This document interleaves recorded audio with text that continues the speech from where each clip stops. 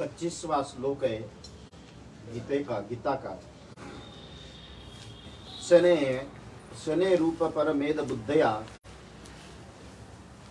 घृति ग्रहीतया आत्मसंस्थम मनाकृता न किंचिदपि चिंतयेत् यति यातो निच्चरति मन चंचलाम स्थिराम ततस्तो नियम में तादात्म्य वशम नहीं। भगवान ने एक बड़ी अच्छी कहा, शने रूप मेद बुद्धया। सबसे बड़ी बात घृति ग्रहीतया, बुद्धि में जब आपके अंदर धैर्य आ जाए,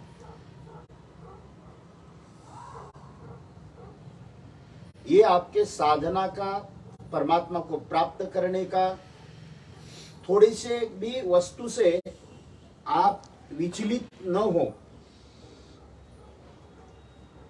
अब कोई कांटा लग गया तो भगवान को दोष दे दे, मटका फूट गया तो भगवान को दोष दे दे, आपका बटवा गिर गया तो भगवान को दोष दे दे। आपके मन के हिसाब से कोई भी क्रिया, वो एक गाना था ना पुराना, तेरे कांटों से भी प्यार, तेरे फूलों से भी प्यार, जो भी देना हो दे दे दिलदार, दुनिया के पालनहार। तो भगवान ने यह कहा कि जब संसार का कितना भी बड़ा हुआ हो, मुझे एक बात याद आती है राजा जनक की। अष्टवक्र जी रोज प्रवचन करते थे और हजारों साधु संत महात्मा अष्टवक्र जी को सुनने के लिए आते थे।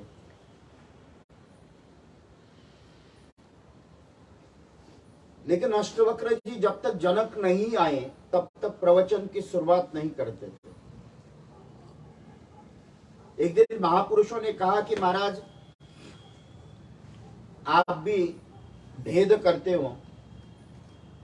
अष्टवक्र ने पूछा क्यों? बोले हम लोग आते हैं तो आप प्रवचन शुरू नहीं करते जब तक राजा नहीं आए।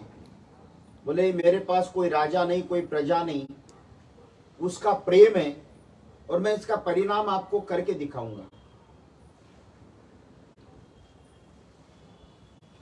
एक दिन अष्टवक्र ने अपने शिष्यों से एक माया रचा दी। सत्संग चल रहा है, सत्संग का मध्य बड़ा अच्छा विषय है, सब लोग तल्लीन हो गए और अचानक शिष्यों ने आकर कहा, जोर से चिल्लाकर सभा में, अरे जनक राजा के राज्य में आग लग गई।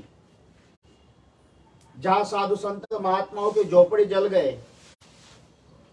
सब लोगों ने जैसे साधु संत महात्माओं ने सुना तो उन्होंने तो सत्संग छोड़कर जो भाग गए।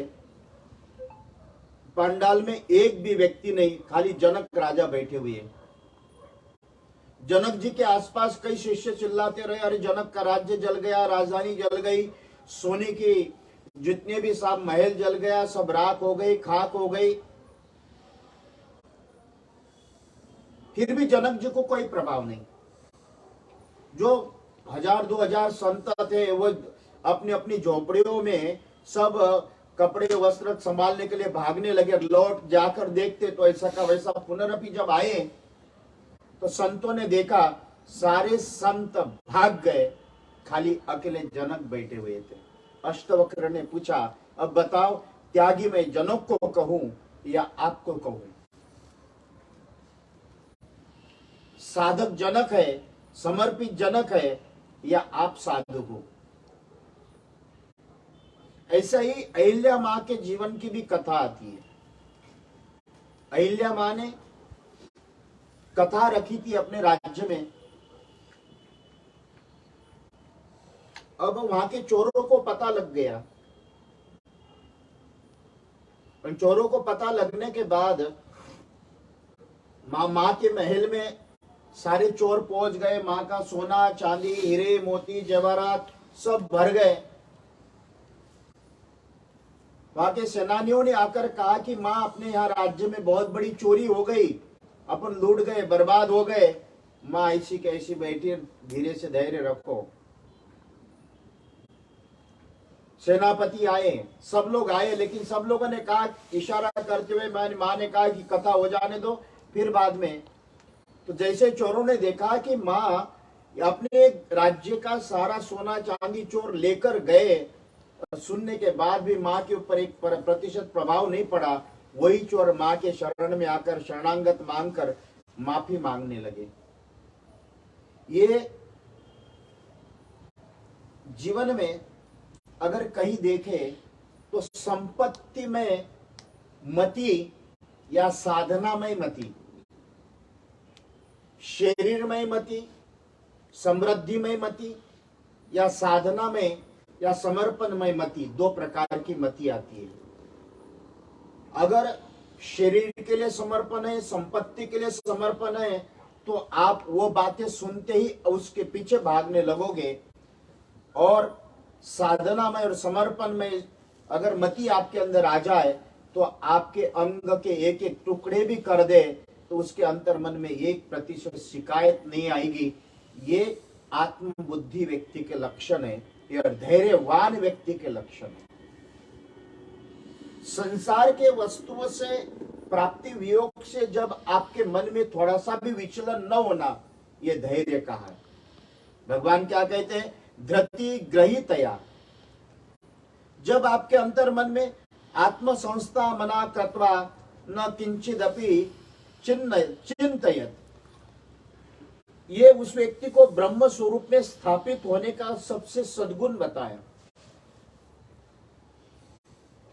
और उन सभी सद्गुण अपने आप में परमात्मा को प्राप्त करने का एक सहज मार्ग ईश्वर ने यह बताया कि आपके अंदर किसी भी प्रकार का कोई भी जिसको कहते हैं विचलन न हो,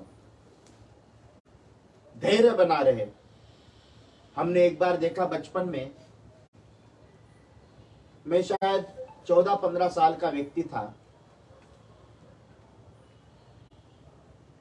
जहां बाल अवस्था मेरी थी, कोई बहुत बाद, और एक व्यक्ति, ऐसे समर्पित व्यक्ति, वो आज भी जीवित है, महाराष्ट्र में एक ग्रंथ का पारायण कर रहे हो। नवनाथ ग्रंथ का 3 दिवसीय 5 दिवसीय पारायण होता है। कई तो उस कहते हैं कि वो पारायण करने से व्यक्ति सिद्ध हो जाता है। उस व्यक्ति ने लगातार साल भर का संकल्प लेकर रोज उसको अखंड पारायण करने के लिए बैठे। एक पेड़ के नीचे बैठकर साधना करते थे। अब वो जहां बैठते थे वो अचानक मधुमक्खी का छत्ता बड़ा आकर बैठ गया। कई दिन तक रहा और वो पारायण करते करते वो छत्ता का छत्ता पूरा का पूरा उसके ऊपर आकर गिरा। मैंने देखा, वहां बैठे हुए सुनने वाले 10-15 लोग थे, सारे के सारे भाग गए, लेकिन वो जो पारायण करने वाला बैठा हुआ व्यक्ति वो हिला भी नहीं। और आपको विशेष बात बताऊं, इतना पूरा छत्ता उसके ऊपर आकर गिरने के बाद एक मधुमक्खी ने उसको काटा भी नहीं है। ये धैर्यता का वर्णन बताया। जब आपके मन में धैर्य आ जाए, दृढ़ता आ जाए, समर्पण आ जाए और एकात्म भाव, आत्म संस्था मनम कृष्णा, मन में अगर आपने ठान लिया कि मेरे ये आराध्य है, फिर वहां छोटा मोटा कोई भी वस्तु आपको प्रभावित नहीं कर सकती। ये मेरे है, इसके अलावा आपका 10 जगह पे मन नहीं भटकेगा। ये जब दो व्यक्ति आपके मन में जब दृढ़ता आ जाए, एक तो धैर्य और आपको निश्चय। जिस व्यक्ति, कई व्यक्ति अपने गुरु बनाता है, कोई व्यक्ति अपना आराध्य मानता है, जो भी है, वो एक छोटे से वस्तु से लेकर हर एक क्रियाओं में ये दो वस्तु आपके अंदर जब प्राप्त हो जाए तो परमात्मा क्या कहते हैं कि अर्जुन, यही भगवान को प्राप्त करने का मार्ग बताया। ध्यान, ये ध्यान का विषय है, समाधि का विषय है। ये सुगम मार्ग है। आपको धैर्य रखना है और एक बार किसी को मान लिया, अब कोई भगवान बड़ा हो गया, ये छोटा हो गया, ये आपके देहात्म बुद्धि के लक्षण है। और महाराज आत्म बुद्धि के लक्षण कोई बड़ा नहीं छोटा नहीं, ये उसमें का एक अंश है। जैसे गेहूं में के बोरे में किसको गेहूं का बोरा करोगे, किसको बड़ा गेहूं, सब एक ही है, सब में से आटा निकलेगा। इसी तरह से जिसको आपने मान लिया उसको ही अपने आप प्राप्त होगा, ये मन के भाव कहा। और ये परमात्मा ने सहज लक्षण बताए। ये लक्षण आपके अंदर प्रतिष्ठित हो जाए तो उसके लिए जगत का कोई भी वस्तु असंभव नहीं है, सब प्राप्त है। और परमात्मा को प्राप्त, आत्मा को प्राप्त, समाधि को प्राप्त, परमात्मा को प्रिय करने वाले ये दो गुण आपके हृदय में अगर प्रतिष्ठित है तो समझना कि आपने परमात्मा को प्रसन्न कर दिया। 1,00,000 माला कर दो या दृढ़ता या धैर्यता, ये दो आपके अंतर मन में प्रतिष्ठित कर दो। ये दो अवस्था जब आपके मन में प्रतिष्ठित हो जाए तो ये पातिव्रत्य धर्म है, पातिव्रतिक साधना है। यही अपने जीवन को प्राप्त करने का, परमार्थ प्राप्त करने का सहज मार्ग ईश्वर ने कहा। कल हम लोग उसके ऊपर चिंतन करेंगे 26वें श्लोक के ऊपर। आज इतना ही कहते हुए अपने वाणी को विराम देता हूँ। सद्गुरुनाथ भगवान की जय, कृष्ण कन्हैया लाल की जय।